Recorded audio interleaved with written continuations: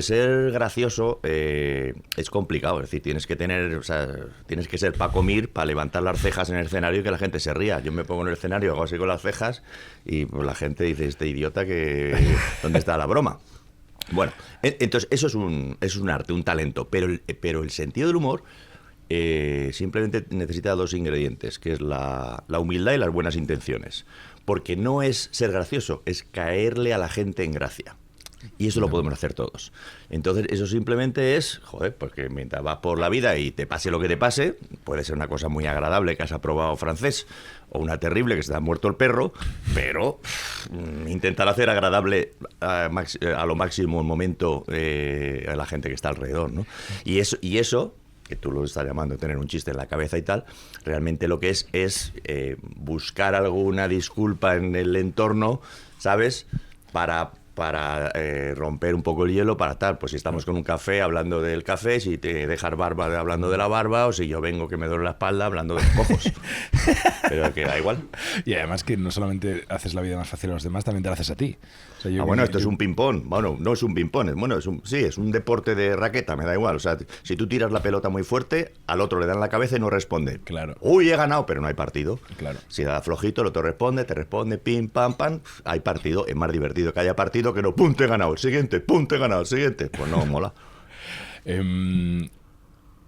Ha variado esto, joder, estaba pensando mientras me contabas esto que dices, si yo salgo al escenario, ¿no? Acabas de poner un ejemplo, si yo salgo al escenario y levanto las cejas, la gente dice, ¿qué está haciendo este tío?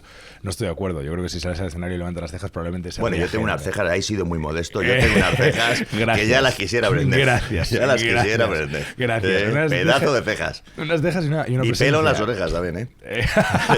Porque con la edad pasa una cosa, que el pelo en vez de crecer para afuera, crece para adentro. Y te sale por la nariz y por las orejas. Joder, qué futuro tan aciago. ¿Sientes esa regla que dicen los americanos de que cuando eres muy famoso se te compran el primer minuto o algo así? No sé, decía Seinfeld, ¿no? Que cuando tú sales a un escenario, por ser Seinfeld ya vas a tener el primer minuto. Por supuesto. Y luego ya tienes que currártelo otra vez. Ya, claro, y por ser Curro Romero tienes el primer minuto, o tenías el primer minuto, pero luego como pinches 7 veces en hueso, pues se acabó Curro Romero. ¿Sientes eso?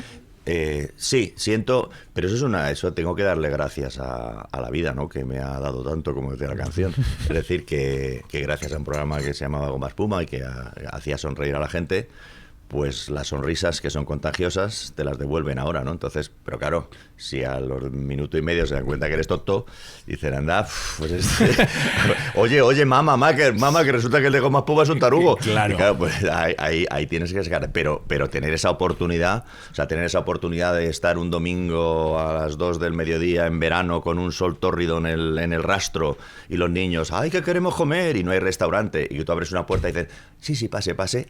Eso, ahora, si luego ya te sientas y no das propina y encima de, oiga, por favor, estos boquerones y tal, se los mete usted porque no sé qué, dices, joder, macho, a buena hora le he abierto yo la mesa. Pero que la vida te da siempre, o sea, la vida te devuelve siempre lo que tú le has dado a la vida. A las madres con sus hijos, a los maestros con sus alumnos, a los de la radio con sus oyentes y así sucesivamente. ¿Y en Estados Unidos te sientes un poco como Batman? ¿Te sientes que tienes una vida de incógnito en Estados Unidos? Es decir, ¿tienes esta sensación como... si yo os contase. O sea, tengo este superpoder.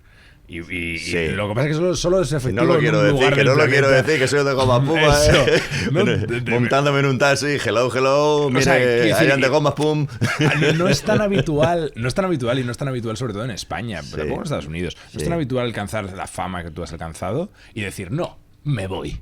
No, voy a eliminar de mi vida la posibilidad de que me den esa mesa en ese restaurante. Voy a eliminar de mi vida la posibilidad de estar en un ecosistema que me conoce por esto. Pues mira, yo te diría que yo, quizás reflexionando, porque cuando haces las cosas, tampoco haces todo como diciendo, oye, yo lo he hecho por esto, tal. O sea, yo pedí un café, pues te pedí un café, pero a lo mejor si dentro de 2 semanas, ¿por qué le pediría un café por la mañana cuando de verdad me apetecía un vermú? Pues ya digo, es que yo estaba en tal, ¿sabes? Pero ahora mismo te pedí un café y ni lo pienso. Pues yo creo ahora, pensándolo para atrás, que igual no estoy en lo cierto, porque cuando piensas para atrás, pues igual te pasas de largo y no aciertas, Que quizá yo dejé eso más que por mí, por mis hijos sobre todo, porque si tú eres popular y vas por la calle, tú no te das cuenta. Porque la gente no te mira cuando tú les miras. Te miran cuando tú te das la vuelta hacia el poste, pero tu novia que va al lado lo ve. O tu hija pequeña que va atrás te ve y dice, oye, papá, que te llevan mirando media hora. Entonces, a mí me pareció... Es más complicado que todo eso y más sencillo que todo eso al mismo tiempo. También mi mujer es de Estados Unidos y yo quería que mis hijos... yo tengo hijos extranjeros y quería que conocieran su país, su segundo país también, y nos fuimos por eso. Pero era un poco también... Me alegro mucho de haberles apartado de eso. O sea, mis hijos nunca han sabido que yo era nada de nada, más que cuando ya por fin tenían la edad de estar en bachillerato, que algunos compañeros le decían, oye, pero tu padre no es el de... ¿Qué? Y venían, oye, papá, que me dice no sé quién que te ha visto en Google, en no sé qué, en un vídeo, tú tenías muñecos de no sé cuántos, ¿sabes? Bueno, pues ese tipo de historia, ¿no? Entonces, lo hice por ellos, pero en realidad ahora me alegro de haberlo hecho por mí, porque... es una maravilla el sentir que las cosas que haces cotidianamente te las ganas por ti, no porque saliste en televisión y presentaste el 1, 2, 3. ¿Sabes lo que te digo? Entonces, Estados Unidos me da todos los días esa seguridad. Es decir, yo estoy aquí, mi vecino es amable conmigo, porque yo soy amable con mi vecino, no porque quiero un autógrafo. Eso me llena de satisfacción. Tiene que ser bonito, tiene que ser una sensación también de segunda vida, ¿no? Como he vivido una vida, he vivido una serie de cosas aquí y luego de pronto puedo iniciarme de cero en unas relaciones, en un país con una cosa muy pura. Eso es otra cosa, sí. Tenemos en general los seres humanos mucho miedo al cambio, ¿no? A la mudanza, ¿no?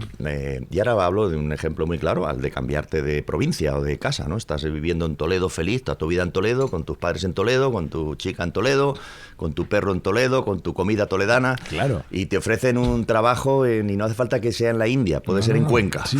Cuenca, tal, Cuenca, qué horror, Cuenca, tal. Y ya, pues, al final lo aceptas porque pagan un poco mejor y tal, y además te gusta lo que tal, y ya lo aceptas y falta una semana para ir a Cuenca y tú sin dormir y tal, y el último día tus amigos de Toledo, nunca nos dejaremos, volveré todos los fines de semana, estamos en contacto, tal, y llegas a Cuenca, ay, ¿qué hago en Cuenca? Un día, 3 días, a los 7 días de Cuenca no te acuerdas ni que eras de Toledo.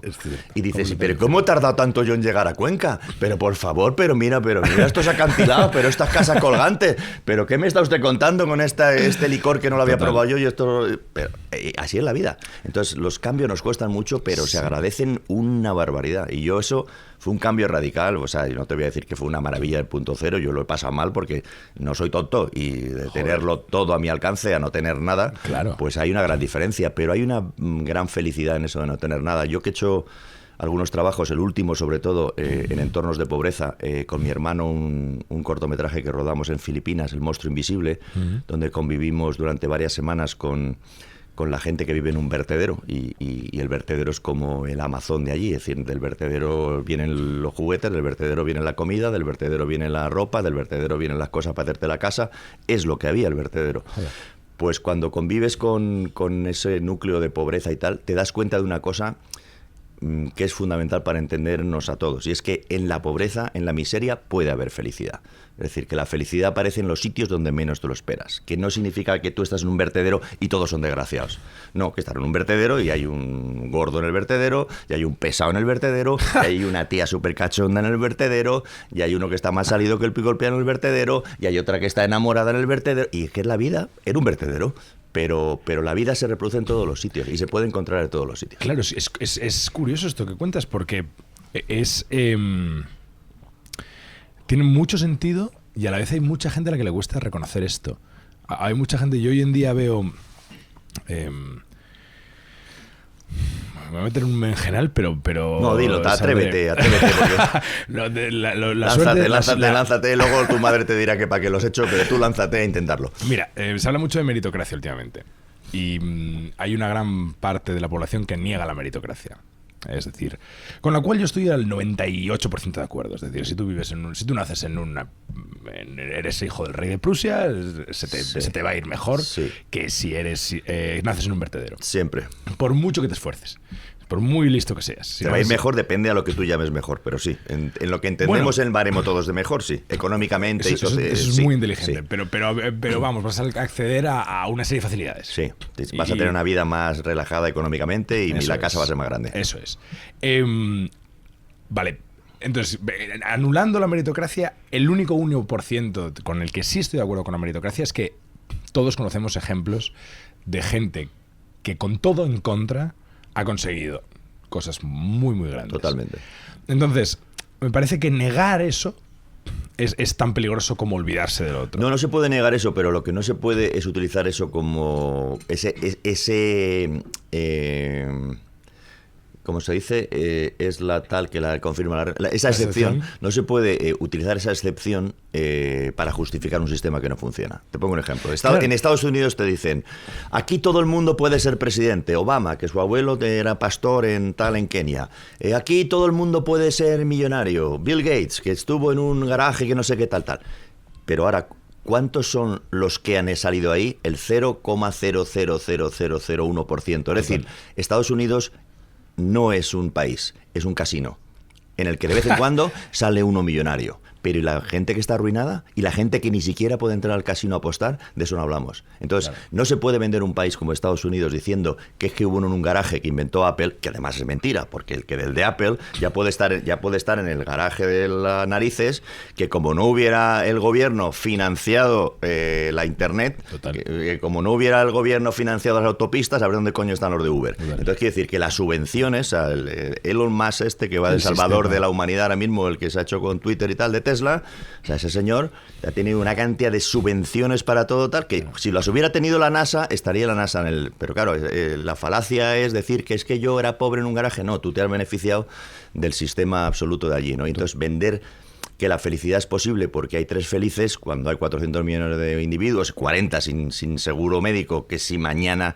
le sale un cáncer a tu hermana, te arruinas, vende la casa y tu hermana posiblemente se muere porque no puede acceder al tratamiento. Eso no es un país. No se puede decir que todo el mundo triunfa. Totalmente de acuerdo, pero entonces ¿cómo casa con lo que me has mencionado del vertedero? Es decir, porque el vertedero me has mencionado, pero aquí hay gente feliz. Porque hablamos de 2 cosas, de las gentes y de los gobiernos. Estados Unidos como gobierno ahora mismo no funciona. Y no funciona no porque el gobierno, como dicen los de ultraderecha, es horrible y nos quita los impuestos. No, es al revés. El gobierno hace falta, porque precisamente hace falta impuestos para que tengamos sanidad, para que tengamos educación, para que haya aceras y no te caiga cuando sales de la calle. Hace falta. No es eso.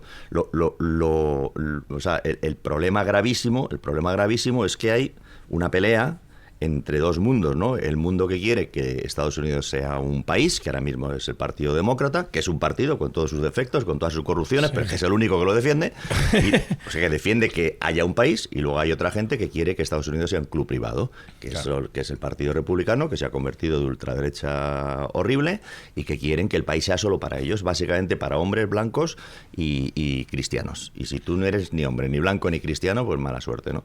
Entonces, esa es la pelea de arriba. Luego, en la pelea de abajo, vale, hay americanos, estadounidenses de muchos tipos. Hay unos que les va de maravilla y tal, y viven en el club privado. Y entonces, pues si tienen un problema de sanidad, tienen la mejor sanidad del mundo, claro, a su alcance, tal, chimpún, todo lo que tú quieras. Autopistas, coches, helicópteros, lo que quieras. Y luego en Estados Unidos, que vive muy apenado y con muchos problemas económicos y con muy poca asistencia social. Lo que yo digo es que dentro de ese Estados Unidos apenado, igual que del Senegal apenado o igual que de las barriadas españolas apenadas, no la gente tiene que estar apenada, la gente estará cabreada diciendo, oiga, ¿me podría dar usted colegio? Oiga, ¿me podrá dar...? Pero eso no significa que yo no esté enamorado de la vecina, aunque sea pobre, claro, y sienta amor. Eso no significa que yo no sea un cachondo, aunque sea pobre, y en vez de tocar guitarra, pues no tengo guitarra, toco como hacía, no me acuerdo ahora de su nombre, la rascaera, que era un cartón de estos que tienen curvitas y tal, claro, y hacía ahí los arpegios. Las cucharas, la botella de anís, lo que sea. Claro, exactamente. Entonces lo que yo digo es que la felicidad, o sea, vamos a ver, muchas veces se piensa que lo contrario de la pobreza es la riqueza, y lo contrario de la pobreza es la justicia social. Es decir, los pobres no quieren ser ricos, lo que quieren es tener acceso a las herramientas para poder serlo. Ya está, nada más. Y luego lo son o no lo son, no lo dejan de ser. Pero si piensas lo ridículo que es este mundo, la gente con mucho dinero de lo que presume es de no llevar móvil. La gente con mucho dinero de lo que presume es de que se han ido de vacaciones a un sitio que no había internet, que no hacía falta ponerse zapatos, que iban descalzos, que por la noche ni había luz en la casa, veían el anochecer. O sea, que quieren ser pobres. Total. Pobres pero con ducha. O sea, claro, es que la pobreza con ducha y con un colegio cerca es de puta madre. Es de puta madre. Eso es la vida que queremos todos. Total. Y entonces estos se pasan la vida matados a trabajar, a ganar mucho dinero para de mayor ser pobres pero con ducha. Pues menudo sistema tenemos, tío. Marcelo, Marcelo. personaje protagonista de tu última novela, era un personaje real. Es un personaje real. Es un personaje Tiene real. 78 años y nos está escuchando desde su casa de Jersey City. Bueno, si eso es, Hola Marcelo, ¿qué tal? Si eso es, Pues si le llega. si eso es cierto, se me hace el corazón, se me derrite de la emoción, porque me parece un personaje entrañable. No sé cómo lo sitúas en este sistema. No sé cómo... hemos hablado de muchas cosas que de alguna manera rodean a su figura, ¿no? Que viene de un ambiente muy pobre, va a un país que promete una serie de cosas tal y como has descrito. Es un ejemplo, es una lotería, es que... No, es un muy buen ejemplo porque resume las dos cosas que hemos hablado. Marcelo es un hombre que viene de un origen muy humilde en Ecuador, que no tiene capacidad de prosperar y que sueña con estar en Estados Unidos. Llega a Estados Unidos y ahí trabajando de barman desde muy jovencito, desde los 20 años, va subiendo y ha permanecido y se ha convertido en el barman de referencia de la ciudad de Nueva York, hasta que antes de ayer que se ha jubilado, en el sitio de referencia de los cócteles de Nueva York, que es la barra del Oyster Bar de la estación central, ¿no? De Grand Central Station. Entonces Marcelo profesionalmente ha triunfado. Marcelo como persona ha tenido una posibilidad de darle una educación a sus hijos que no hubiera podido dársela siendo quien era en Ecuador, y ha podido tener una vida holgada que siendo como era en Ecuador no la ha podido tener. Ahora también es cierto que Marcelo es de una generación que ha ido, como ellos describen, a Estados Unidos a partirse la espalda, es decir, a trabajar y trabajar y trabajar y trabajar para que la generación que viene después tenga un futuro. Entonces Marcelo no ha faltado ni un solo día al trabajo, ni siquiera cuando le han dado, ni siquiera un día que le inyectaron en los ojos para dilatar en las pupilas y no veía nada, pues se fue a trabajar igual, pero como sabe dónde están las botellas, ponía los cócteles de póngame usted un gin and tonic, y pim, pim, pim, y lo ponía y nadie sabía que estaba ciego. O sea que Marcelo ha servido, es la primera ocasión en la historia, y se podría utilizar como prueba piloto y llevarla a otros lugares, en que en un bar de noche el único que estaba ciego era el camarero. O sea, esto es muy llamativo y yo creo que merece unos comentarios aparte. Pero lo que quiero decir es que, por un lado, Marcelo, de dónde viene, en comparación con lo que viene, a él le parece, y tiene todo el derecho y la razón de decir que ha triunfado. Al sistema le ha venido muy bien Marcelo, porque Marcelo no le ha protestado nunca. Claro. Marcelo no le ha exigido nunca, oiga, mire, y yo que llevo aquí 55 años, ¿no tendría yo derecho a...? No se lo ha preguntado. Claro. A Marcelo ha ido por la calle y le han dicho cosas de latino, vuelve a tu casa y tal, y no protesta tampoco, ni ha ido a los periódicos a decir los latinos estamos marginados. ¿Entiendes? Entonces, claro, esa emigración callada, trabajadora, que está en las cocinas y no te molesta, es cojonudo, porque tú ves por la calle el hombre blanco, esto es nuestro, tal, y no enseñas... Si no quiero destripar el final del libro, tampoco es el final del libro, pero es un ejemplo que me parece interesante. Bueno, está al final del libro, pero no es el final del libro. Pero por eso digo que no me importa hacer el spoiler, pero que si tú vas a Disneylandia, sí, y ves a Mickey Mouse, y ves a Pluto, y ves a los de La Bella y la Bestia, y sí, de los 7 enanitos de Blancanieves, de muñecos por ahí saludando, y les quitas la capucha, entonces ves quién es Estados Unidos. Claro. Y le quitas la capucha a uno y es más negro que el tizón, y al otro y tiene una piel cobriza, macho, de indígena, claro, maya, y al otro, y eso es Estados Unidos, colega. Claro. Entonces, lo que pasa es que están todavía están con las orejas de Mickey Mouse encima, y no se les ve. Pero la realidad, el motor, es completamente latino. Ahora, termino y hago el resumen otra vez general, ¿no? Para Marcelo es un éxito, ¿ha cumplido el sueño americano? Sí. Para los americanos Marcelo es un sueño también, porque ha venido, ha trabajado, no ha protestado, claro, como las asistentas de España de los años 60. Claro, unas señoras que a toda máquina, que trabajaban, oye, maravillosa tal, la pagabas 2 duros con la disculpa de que le dabas también cuarto. Y trabajaban los fines de semana también y libraban nada más que unos jueves 3 horas por la tarde. ¿Y qué horario tenían? Cuando se levantaba la familia, o sea, a las 8 de la mañana, cuando se acostaba la familia. Y en verano, si tenía casa en la playa o en el Escorial, y venían con fiesta los amigos, pues Marciana, que es como se llamaban las asistentas, Marciana o Petra o Candela, sí, estaban hasta la 1 de la mañana por los santos huevos de la familia, sacando canapés y tal, y limpiando el mantel. Y eso se llamaba antiguamente esclavitud. Y aquí en los 60 nos parecía que era servicio, y todavía que las estábamos ayudando a las pobrecitas, porque si no en casa morían de hambre.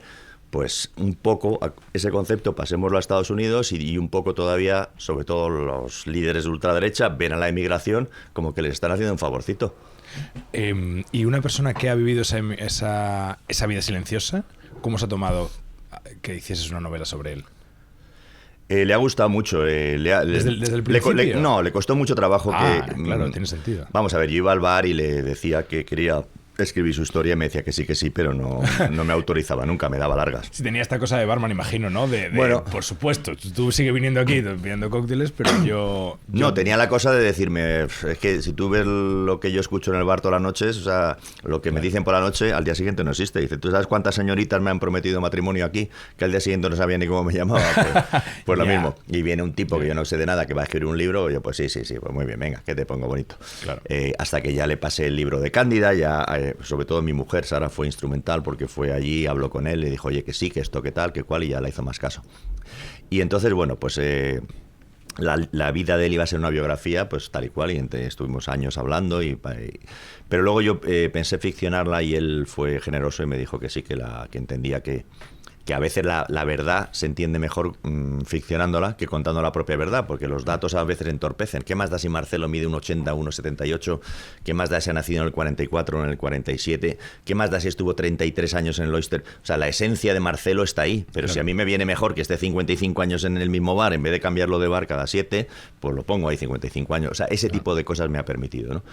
Y luego, sobre todo, lo que me ha permitido es ficcionar a un personaje basado en personajes que él ha tenido, que es el ayudante, ¿no? Yo quería hacer una especie de fricción generacional. Está Marcelo como el barman, un señor de 74 años cuando está en el libro, y le planto un Dylan de 21 años, un millennial que no le interesa nada estar en el Oyster Bar, que no le interesa nada los cócteles y que pasa de Marcelo como de la mierda. Y ahí se produce una cosa interesante, ¿no? Que es lo que se produce dentro de las películas desde Don Quijote y Sancho Panza, ¿no? Conflicto, ¿no? Que hay un conflicto, pero que los dos aprenden al final de cada uno, ¿no? Es decir, que Marcelo, que piensa que los millennials es una generación de gente, lo que llaman en inglés entitled, gente que viene como con la pulsera todo incluido y apuesta de serie sin habérsela merecido. No se ocurra nada. Gente como muy... Sí, la generación de cristal, ¿no? Esta cosa como muy frágil y muy tal. Pues Marcelo aprende que sí, que todo eso está muy bien, pero que también es la generación que viene con una mayor compasión hacia el resto de los seres humanos y con una abertura de mente que no se ha conocido hasta ahora, ¿no? Es gente que te habla de géneros con una tranquilidad que a nosotros nos pone los pelos de punta porque todavía no lo entendemos. Es gente que no mira necesariamente, o sea, no te dice mi amigo el negro, porque no le da importancia que su amigo sea negro, cosa que nos llama la atención también a nosotros. En fin, ese tipo de cosas que si tú ves un mundo en el que estamos, con estas crisis tan agobiantes que tenemos de migración y de clima y de tantas cosas, pues que los que vayan a tomar el relevo sean gente muy abiertas de mente y compasivos es una gran noticia para la humanidad. Totalmente. Entonces, Marcelo es un viaje de ida y vuelta, es un viaje de respeto hacia las tradiciones que están ahí y que no deberían perderse, y una visión de futuro hacia una generación que viene con una capacidad de comprensión y compasión muy grande. ¿Te es fácil?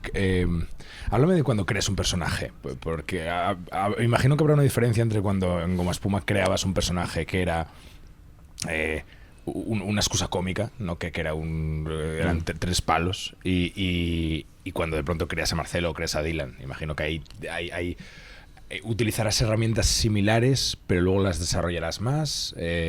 No sé si tienes un método o ya es callo.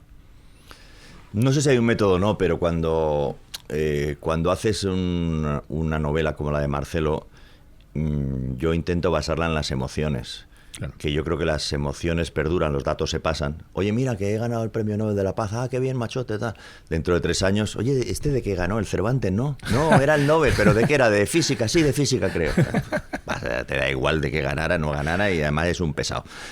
Pero si ese pesado, el día que se muere tu padre, va al cementerio y te da un abrazo, no se te olvida en la vida. Ya. O sea, la felicidad es analógica. Y entonces las emociones es lo que perdura. Y yo en la historia como de Marcelo, lo que he intentado es cómo describo mejor las emociones. O sea, cómo le explico a una persona lo emocionante que es que tú vayas a un bar donde no te conoce de nada el barman y que te sientas que ese señor te llevaba esperando toda la vida, tío. Claro. Y que tú eres el cliente más importante de la barra. ¿Eso cómo se explica?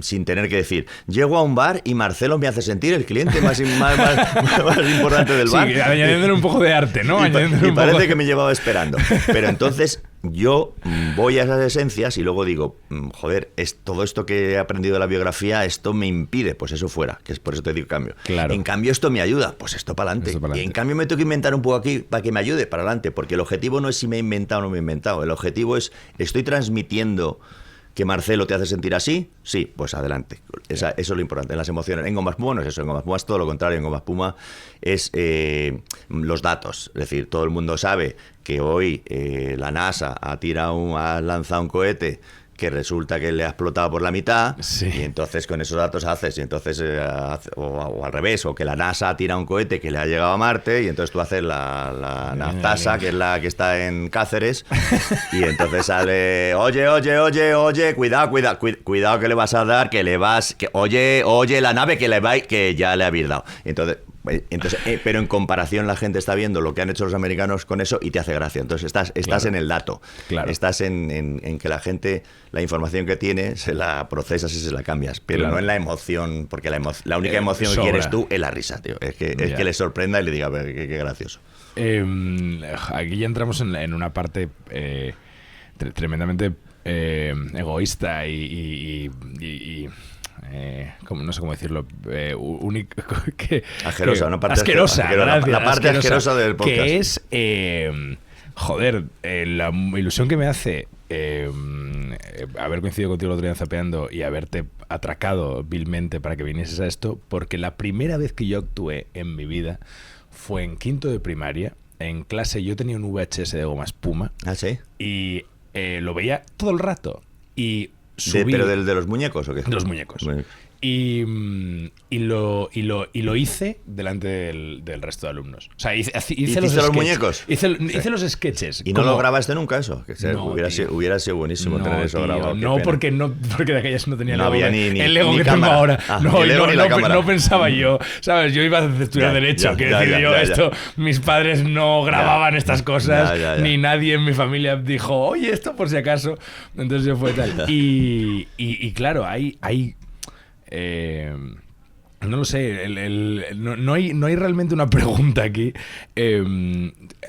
Hay dos cosas que me gustaban mucho y te quiero preguntar si te acuerdas cómo surgieron de nuevo, pura asquerosidad. Uno es el personaje del cocinero, que era un... José Chuletón. Eso es. Sí. José Chuletón, que todavía a día de hoy, cada vez que digo espesita,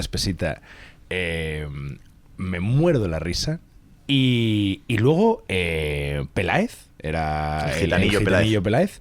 Esos dos personajes, si te puedo preguntar por ellos, me haría mucha ilusión. Mira, Peláez nace porque Juan Luis es de Cañorroto, de Carabanchel, y entonces había muchos gitanos. Él se ha criado jugando en descampados al fútbol, pues con mitad payos y mitad gitanos. Entonces desde siempre ha oído hablar a los gitanos y desde siempre los ha imitado, ¿sabes? Y entonces pues siempre venía y decía, ¿que no sabe lo que le ha pasado al chorro humo? Pues no. Es que ha ido al profesor, le ha dicho, los payos no quieren jugar con nosotros porque siempre dicen que le quitamos la bicicleta y el balón. Y eso, y correctos. Y bueno, pues yo todo chorro humo, jajaja, así. Y entonces, a base de eso, a base de las imitaciones de Juan Luis, yo imitaba a Juan Luis imitándoles a ellos, porque no tenía contacto con ellos. Luego ya empezamos a tener contactos con ellos por otras historias. Y nos pareció que era maravilloso incluir a un gitano en nuestras historias, pues, porque era normalizar la gitanería. Porque es que yo he crecido en una España en que se decía, chico, tienes el cuarto como un gitano. O sea, mala cosa. Claro. Yo he nacido en una España en la que dice, oye, a ver si te va a salir un gitano y te atraca. Mala cosa. Oye, que habrá gitanos, que yo los he conocido muy chungos, pero vamos, que la mayoría de los gitanos son tan agradables como tú y yo, e incluso más, pero sí, es posible. Probablemente mi única referencia de un gitano, mi primera referencia de un gitano en la televisión o en el mainstream, llamémoslo como queramos, haya sido ese gitano de Goma Espuma. Y luego yo recuerdo un sketch en el que él se ponía a cantar y a tocar la guitarra, que me pareció... De pronto había un momento en Goma Espuma en el que seguía siendo cómico, pero era auténtico, era bonito y había una referencia a un arte que yo no, o sea, mucho antes de Rosalía, yo adiviné. Bueno, tanto arte no había porque la cantaba yo que en tono francamente, pero bueno, pero adiviné que había algo ahí más allá del estereotipo. Pues mira, el pago, como dicen los amigos, digo el pago, en español no decimos el pago, pero los americanos dicen el payoff, ¿no? Que es lo que te llevas por haber invertido algo en la vida, pues el payoff es, ¿no? Ahora la recompensa sería en español, es esta, ¿no? Y la recompensa de esta historieta de Peláez, de la que mencionas tú, de quiero saber si los angelitos comen chuleta de cerdo. Pero eso era una incógnita que tenía yo, que le hacía yo siempre, digo, ¿y los angelitos comerán chuleta de cerdo y tal? Y se la puse a Peláez. Porque claro, el cielo es una incógnita. Yo, mi madre, que cree mucho en el cielo, que acaba de cumplir 100 años y está estupenda y sin ganas de irse, pero que cree mucho en el cielo y encantada cuando vaya. Yo le digo, pero mamá, cuando vayas al cielo, dice, no, es que me voy a encontrar ahí con mi padre, con el tuyo, con no sé quién, con tal. Digo, pero ¿y qué edad vais a tener? O sea, cuando estáis ahí, ¿qué te lo encuentras? ¿Con 45 años? ¿Con 60? ¿Ya mayor como se fue? ¿O de bebé? O claro. Ay, hijo, déjame. Digo, pues nada. Pero bueno, eso no tiene que ver. La recompensa.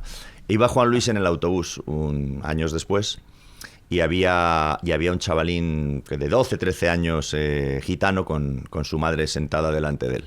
Y le iba diciendo el chaval a su madre, y fíjate, en el vídeo ese, que es el mismo que estás viendo tú, en el vídeo sale un gitano, mamá. Y la otra que sí. Pero mamá, escúchame, es que no te lo vas a creer, el gitano bueno.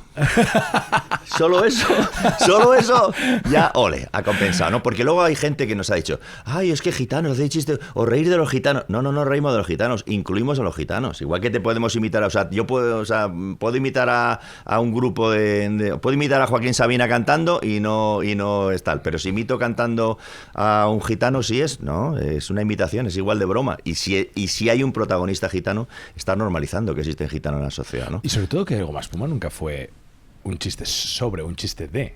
Goma Espuma no quería serlo, seguramente hayamos caído en ese error, pero no, la intención nunca ha sido reírse de nadie, sino reírnos con todos. Un monólogo, ¿sabes lo que quiero decir? Si hubiese hecho un monólogo, si hubiese hecho una cosa, o sea, si hubiese hecho otra cosa, pero era un personaje, es decir, era una persona con identidad. En el momento que le das una identidad a una persona y no lo estereotipas al máximo, porque claro, eso es otra pregunta. ¿Hasta qué punto dentro de tu carrera has encontrado en el estereotipo una ayuda y hasta qué punto has encontrado en el estereotipo una condena? Porque imagino que habrá veces que has intentado salir de ahí. Bueno, pues mira, el otro, ahí te lo respondo con el otro que teníamos pendiente aquí de José Chuletón. José Chuletón es un poco una suma de esas dos cosas, de esas dos inquietudes. Por un lado, está triunfando Arguiñano en España en la televisión y está todo el rato diciendo rico y con fundamento y tal, y venga a dar recetas. Con lo cual, por primera vez en este país, la gente empieza a tener conversación de recetas, que no se hablaba de otras cosas, se hablaba de... Yo, por ejemplo, los lunes en la facultad no tenía conversación, como no veía el fútbol, pues los lunes no, todo el mundo estaba hablando que si había marcado Stili que un gol, que si había dejado de marcarlo, y yo pues no tenía ningún interés. Entonces los lunes yo al bar pasaba de ir porque no tenía conversación. Pero ya los martes me integraba en otras, pero lo que no había nunca es conversación de qué cocinaste ayer y, oye, pues me ha salido un bacalao al jarriero de qué maravilla, tal, fue conocido a una tía, le he hecho una chuleta... No existía. Con Arguiñano empezó a existir eso y curiosidad por saberlo y tal, ¿no? Entonces era una parte de la cultura nuestra que había que explorar y entonces José Chuletón es un poco nuestra versión Arguiñano, de hecho es vasco con el INE y con todas sus cosas. Pero por otro lado no es Arguiñano, porque por otro lado nace también de una crítica nuestra personal hacia la nueva cocina y hacia la tontería de mucha gente, ¿no? De pedirse cosas que no saben ni lo que son, pero pues como suenan muy rimbombantes y tal, ¿no? Desde eso de tener base de rollitos de bacalao sobre cama sobrequemada de alfombra de patata paja. ¿Y esto qué es, colega? ¿No? Entonces era un poco así. Entonces por eso es José Chuletón, que si quieres es Arguiñano, pero las recetas son pimientos rellenos de ciervo, en los cuales se coge el pimiento y se coge al ciervo. Y el pimiento se rellena con el ciervo. Le guste al ciervo por las buenas o por las malas, pero se mete por mis santo cojones el ciervo en el pimiento. Claro. Vale. Otros dos momentos de tu carrera que a mí me hicieron especial ilusión y que descubrí después que erais vosotros, que era Goma Espuma, dos doblajes, Chicken Run, los dos ratones y la espada mágica, los dos dragones. Sí. ¿Qué recuerdas de eso? De los dos dragones lo recuerdo con muchísimo cariño y además porque cantábamos. Hay que Agustí Renin si viviera sin ti. Sí, entonces Juan Luis canta y canta muy bien. Yo canto mucho, pero canto muy mal. Entonces no canto en público, canto de mí porque me gusta, pero tal. Pero en cambio, como ahí era una parodia casi de un señor con una voz y tal, pues entonces me animé a cantarlo con Juan Luis. Y la verdad es que lo pasamos muy bien, o sea, del mundo de cantante da grandes satisfacciones. Qué guay. Y fue muy divertido cantar esa canción. El de los doblajes, tanto de este como del otro, es interesante porque nosotros no doblábamos, o sea, no nos llamaban a doblar una película, ¿vale? Sino que nos pedían, por aquello de que yo hablaba inglés y hacía un programa de humor en España, dice, pues como este sabe inglés y es gracioso, igual puede traducir las películas graciosas en inglés, porque claro, lo de traducir es muy novedoso, porque claro, dices una cosa en inglés que la pones en español y no tiene ninguna gracia, porque necesitas saber el contexto. Entonces traducíamos, nos contrataban para hacer la versión en español de la película y de paso cogíamos un papel. ¿Y eso os pasó en estos dos Esto casos? Nos pasó en varias, en la de Ali G de ¿cómo se llama? Sacha Baron Cohen. Exactamente. Nos pasó en Perros y Gatos, nos pasó en estas que has mencionado, hemos hecho como 6 o así, ya no me acuerdo todas. Curioso. Y era ese doble trabajo, ¿eh? Era el doble trabajo, sí. Empezó siendo solo el trabajo de traducción. La primera que hicimos es una que se llamaba, me parece que Money Fight o algo así. En español se llamó Pasta Gansa. Es una comedia no muy buena tampoco, pero bueno, gente que robaba dinero, que tal, que no sé qué. Y entonces ahí hicimos la adaptación al español. Yo Juan Luis no hablaba inglés. Yo la adaptaba al español tal, y luego, una vez que la teníamos adaptada al español, le explicaba lo que pasaba y él me ayudaba a hacer los diálogos, a dialogarla con gracia, claro, ya sabiendo el de qué iba la historia. Porque, claro, como te digo, en el mundo, la traducción es muy interesante. Yo que me muevo en un mundo bilingüe entre una cosa y otra, ¿no? Cuando hay alguien que no entiende los dos, cuando estoy con alguien que entiende los dos, no pasa nada, porque hay cosas que se dicen mejor en inglés, ¿no? Y cosas que se dicen mejor en español. Y es así, el español tiene definiciones maravillosas para algo que los ingleses no lo conocen, pues porque como no tienen tortilla patata, ¿para qué la van a definir? Y en cambio, pues la gente de Nueva York tiene para la nieve definiciones que nosotros no conocemos, porque como ahí les nieva de todas las maneras posibles, pues ¿para qué van a llamarlo solo nieve? Total. Si es muy diferente la nieve que cae, según caiga una nieve o caiga otra, significa que tienes que coger la pala o no la tienes que coger, o que tus hijos se quedan en casa o van al colegio, con lo cual tienen definiciones, ¿no? Pero la traducción, yo defiendo que no consiste en contar literalmente lo que ha contado el otro, sino en en contar por qué el otro quería contarlo. O sea, tú tienes que saber, o sea, si yo cuento un chiste, ¿no? Por ejemplo, cuento un chiste que dice hay un mosquito, mátalo, no puedo, que lleva mi sangre. Vale, pues ahora lo pongo al inglés y a lo mejor tiene la misma gracia, porque eso traducido en inglés, un mosquito, mi sangre, todo, vale, pica. Sí. Pero te cuento otro chiste que es de un juego de palabras, ¿no? De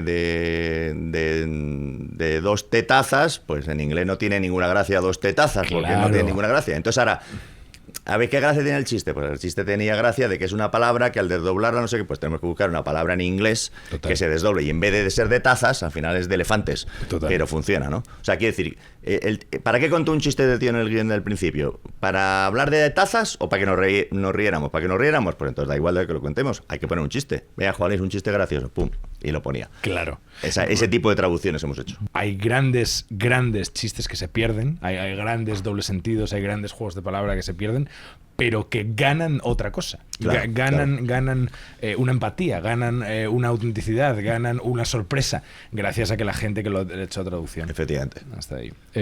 ¿Cómo vamos? 40 minutos. Vale, te pregunto un par de cosas más y te dejo. Te manda para casa. Y te mando para casa. Hay una cosa que me interesa que ocurre en Marcelo, y ocurre en todo lo que haces, que es, creo que tú, por supuesto como espuma, pero Guillermo como individuo, tienes una mitología, no sé llamar mitología propia, vocabulario propio, una identidad verbal quizás. O sea, por ejemplo, antes me apunté cuando hablas de la Virgen del Cisne. Eso me suena a Guillermo Fesser. Hay cosas que igual que los chanantes tienen su vocabulario, igual que hay cómicos que tienen su vocabulario y sus ideas, yo creo que tú has desarrollado las tuyas.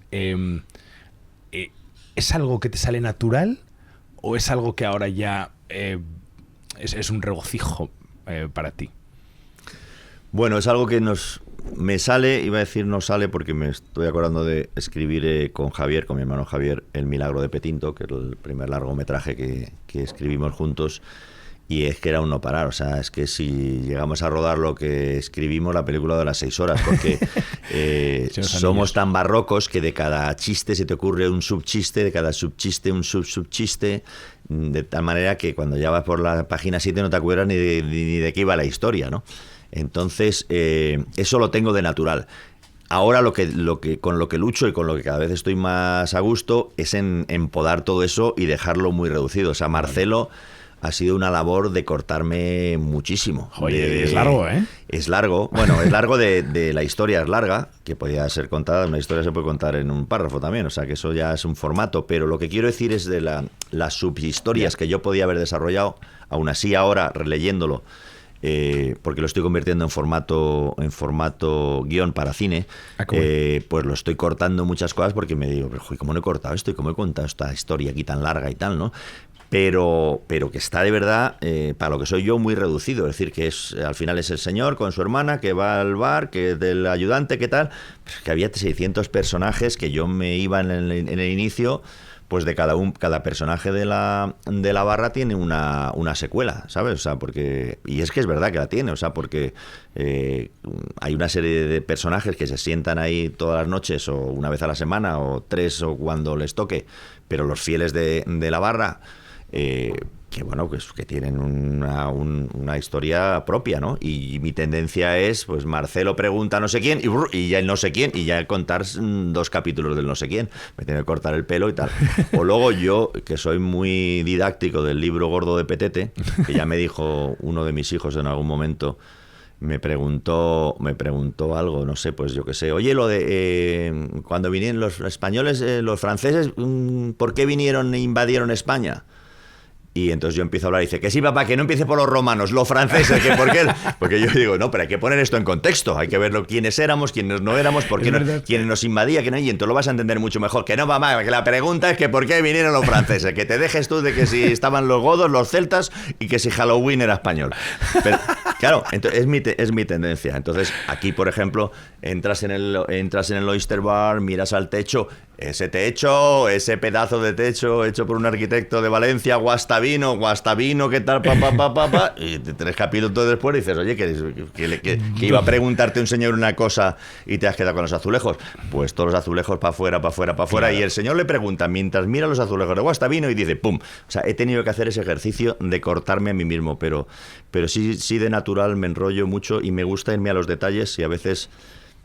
Si a veces me pierdo yo mismo, que digo, oye, ¿de qué estaba hablando? Imagínate el pobre o la pobre señora que me está escuchando. Pero has mencionado a tu familia, o sea, has mencionado a tu hermano. ¿Es cosa de familia? ¿Es cosa de dónde vienes? ¿Es cosa de...? Hay un borbotón creativo en mi familia enorme, sí, que viene por parte de mi padre y por parte de mi madre, de los dos, cada uno de una manera distinta.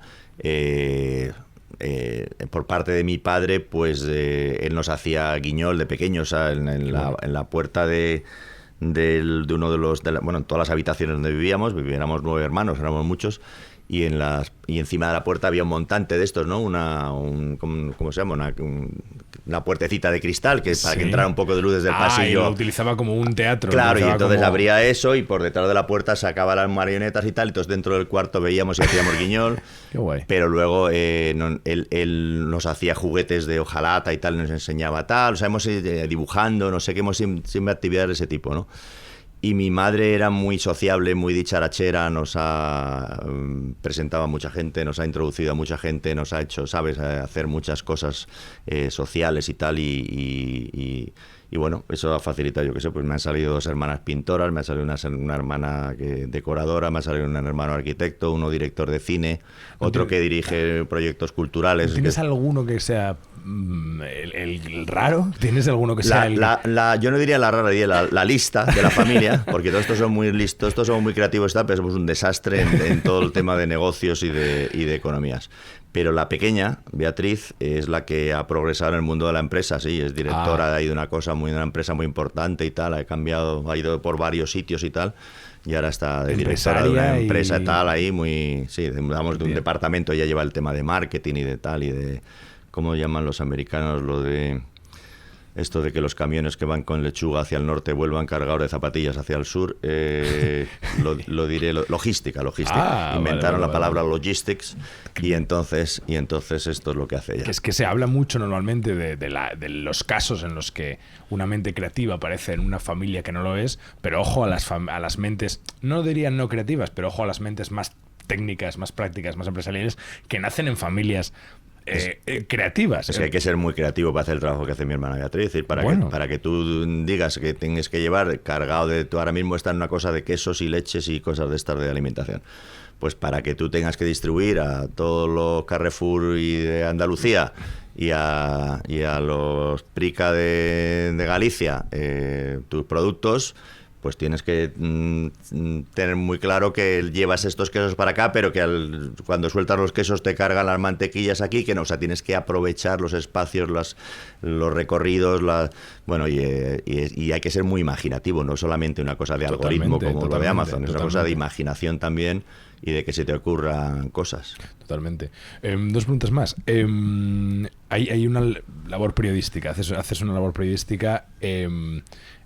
desde hace años, el otro día lo mencionabais en Zapeando, de hecho, que una de las cosas que hacíais a veces en la radio era enfrentaros a las noticias, enfrentaros al periodismo de forma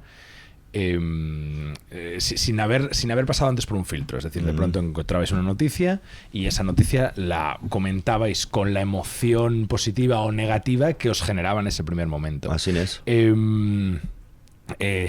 ¿Se puede mezclar periodismo y emoción, periodismo y comedia? ¿Se puede? ¿Se debe? ¿Cómo estás? ¿Hay alguna vez que se puede hacer lo que sea siempre y cuando la gente sepa que lo estás haciendo? Lo que no se puede es hacer que parezca que es noticia cuando te lo está pagando el Corte Inglés.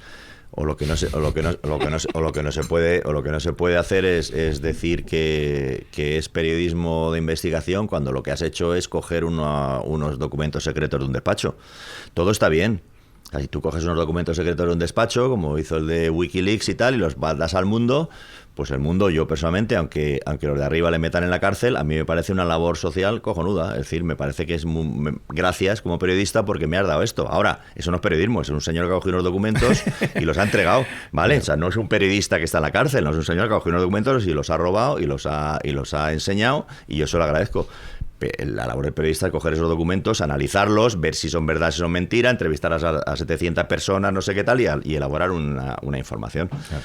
Esa información la puedes elaborar muy serio, muy agobiado, muy preocupado. No me paséis llamadas, que estoy con esto.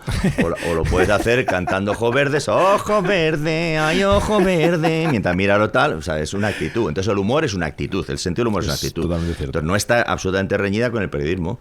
Pero si yo no he investigado, no he preguntado a 700 personas y no he hecho eso, yo no puedo venderte que ya era el reportaje periodístico del siglo. Digo, ahora te cuento una historia como la que te contaba hace un rato de la nave Columbia, y la hago con un fontanero que dice José Luis, la junta la culata, ¿cómo está esto? Pero no, estoy haciendo periodismo, pero la gente lo sabe. Ahora, nosotros hemos hecho periodismo y bromas, y a lo mejor alguna vez la gente se ha confundido y no sabía si era broma o era periodismo, puede ser, pero ya sabían quiénes éramos y de qué hablábamos, ¿no? Con lo cual, lo que te quiero decir es que lo que importante en esta vida es la sinceridad. La sinceridad. Mire, yo hago esto y esto es lo que hago y lo hago con esto. Ah, pues muy bien. O sea, es como cuando ahora tenemos todos alergias, pues es lo mismo. Oiga, ¿lleva gluten el bollo o no lleva gluten? Pues no sé por qué lo ha hecho. Pero ¿lleva gluten o no lleva gluten? Porque si lleva gluten, resulta que se me ponen los huevos a mí como aguacates. Y entonces me viene mal porque no me entran los vaqueros. ¿Lleva gluten o no lleva gluten? Pues es lo mismo. Pero es usted periodista, pero ¿ha investigado usted o no ha investigado? Claro. Pues ya está, pero claro, si tú eres como el Inda tal y haces una cosa que dice que eres periodista y lo que es un tebeo, pues estás engañando a la gente, porque es un tebeo. Entonces, a mí no me parece mal hacer un tebeo, pero si pusiera periódico cómico de Inda y tal, pues me parece bien que lo venda, pero claro, que no diga que es un periódico. Sí, como que lo llamen como es, sí. MTVO. Es curioso porque habitualmente cuando hago entrevistas, después de una respuesta me gusta preguntar, ¿sabes? Intentar encontrar. Hay una esquina más. Todo lo que me dices me parece la hostia, Guillermo. Es como de verdad, estoy como en un lugar. Estás asustado. Estoy en un lugar en el que es como, joder, qué bien. El director de podcast asustado, que está ahí. A ver qué me cuenta ahora, que me está llenando la cabeza de conceptos. Qué bonito el cargo de director de podcast. ¿Trabajas en un intermedio? ¿Alguna vez has hecho el Rojo Vivo? No me han llamado para esa contrata, no. Qué curioso. No tendría como medio sentido. Nunca. Mira, yo es que yo no he querido hacer televisión nunca. No fueron muchas televisiones, porque no había muchas, pero que muchas veces vinieron a ofrecernos cosas distintas, ¿no? Que si la Nochevieja, que si un concurso de cuántas letras lleva la palabra. ¿No ibas a hacer nunca Nochevieja? No hemos hecho Nochevieja, no. Nos ofrecieron hacer, el formato de Caiga quien caiga, nos lo habían propuesto y no nos apetecía. Tantas cosas que no quisimos, que Juan Luis al principio sí quería y pobre hombre, pues yo no quería y como éramos dos, pues se quedó con las ganas y luego ya al final me la agradeció porque tampoco. Pero bueno, que en principio yo no quería aparecer en la televisión y nos llamaban de, oye, pero ¿y cuándo pasáis de la radio a la televisión? Pues es que de mayores queremos ser de la radio, o sea que la radio ya es el destino, no es una etapa intermedia para de mayores ir a la televisión. Bueno, igual ya tenemos ese concepto. Entonces yo termino, me voy a Estados Unidos. Una de las cosas que yo no quería es por lo que te digo, no quiero que mis hijos me vean saliendo en la televisión, no por mí, que al final me da igual, pero que si voy pues a la tienda de los chinos, pues que no quiero que el chino le diga al niño no sé qué, ¿sabes? Que no me apetece nada. Total. Bueno, pues, pero me voy a Estados Unidos, ya pasan tiempo, no sé qué, entonces estoy ahí haciendo mis cosas de Estados Unidos y me llamaran los del intermedio, cuando salió Trump. Y entonces a ver si hacía. Entonces a mí me parecieron dos cosas. Una, que si yo conocía cosas debía contarlas, porque me parece que la labor del periodista es informar a la gente. Y me ocurría que yo estaba en Estados Unidos, casado con una mujer de Estados Unidos, viviendo una vida de ser humano de Estados Unidos, hablando con la gente de Estados Unidos, viviendo, y no de corresponsal, que tienen toda la dignidad del mundo los corresponsales. Pero claro, suele ser gente extranjera que viene a un país para 2 o 3 años con una pareja de su propio país y que entienden lo que pueden, claro. ¿Sabes? Entonces, bueno, pues yo creía que le podía dar un punto de vista más sí, estás más inmerso más inmerso aquello, o claro. tal, no digo mejor o peor, pero más inmerso, que no existía, por lo menos una contraoferta, y luego que mis hijos ya eran mayores como que, para que su padre hiciera lo que les diera la gana. Claro que tú tienes de repente 40 años, que, bueno, mi hijo tiene menos, acaba de cumplir 30 el mayor, pero que tienes 30 años y de repente tu padre trabaja en un circo, pues es que te da igual, como si pues incluso lo ves como anécdota. Oye, no os lo vais a imaginar, mi padre trabaja en un circo, ¿qué me cuentas? O sea, que al final, ¿sabes? Ya no tiene los 12 años de que su padre es payaso y el niño va por la calle que no sabe si alegrarse o tirarse por el puente. Bueno, pues me pilló que profesionalmente me parecía bien, claro. Y que personalmente no me parecía bien también. Y luego me ha coincidido que el intermedio es un espacio en el que me dejan decir lo que yo me parece bien, no me preguntan que ni me sugieren que tenga que decir una cosa u otra. Claro. Hay mucha gente que habla de que si la secta, no sé qué, yo no sé si es la secta o no es la secta, porque como estoy allí, no lo veo. Yo sé que cuando me llaman, me preguntan una cosa, yo digo lo que pienso. Claro. Y hubiera dicho lo mismo en la secta que en la congregación de hermanos de la capa. Bueno, o sea, lo mismo si me quieren llamar los del hermano de la capa, que me llamen, que la respuesta es la misma. O sea, no influye ni para un lado ni para otro. Con lo cual estoy feliz con el intermedio, con Carmen, la directora, que es una maravilla. Total. Y con todos los que trabajan. No, pero lo de la secta es increíble, ¿eh? Se habla de los terraplanistas, pero la gente que pues, yo que te curro zapeando, de que de pronto te mando unos mensajes diciendo quién te paga y por qué dices una serie de cosas, y yo, señor, estoy todas las semanas pensando si me van a dejar de llamar a la semana siguiente.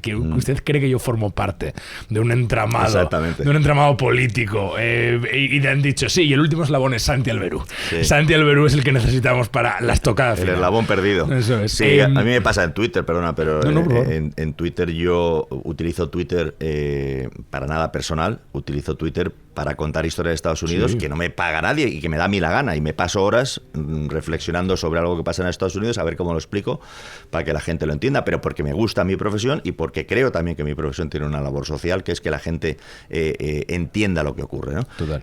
pero siempre hay algún despistado, alguna despistada que este dice esto porque le pagará no sé quién, y dices, pero no pagará no sé quién, no, lo digo esto porque me gusta hacer esto y porque me parece que tengo que hacer esto, que es, no sé usted, mientras está protestando de lo que hago yo, qué estará haciendo usted, no ya para usted, sino para los que le rodean, pero porque yo esto lo considero labor social. Es como si me hubiera castigado el juez y usted va a escribir un artículo gratis todas las semanas por haberse portado mal.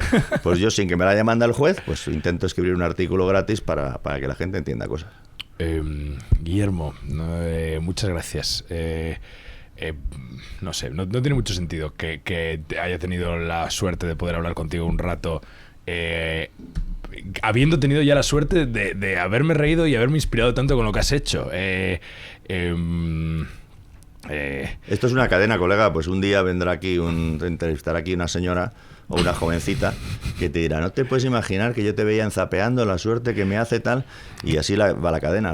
Lo único que cuando te venga esta jovencita, pues le hagas lo mismo que te he hecho yo a ti, que seas amable, que le respondas lo máximo que puedas y vamos para adelante, como lo de Alicante. Eso ha sido bonito, pero hay diferencias y distancias, pero no vamos a entrar ahí porque se ha quedado estupendamente. Bueno. Que muchísimas gracias, de verdad. Te estaría preguntando 1000 horas más, pero lo tenemos. Lo tenemos. Muchas gracias, tío. Gracias. Qué bien.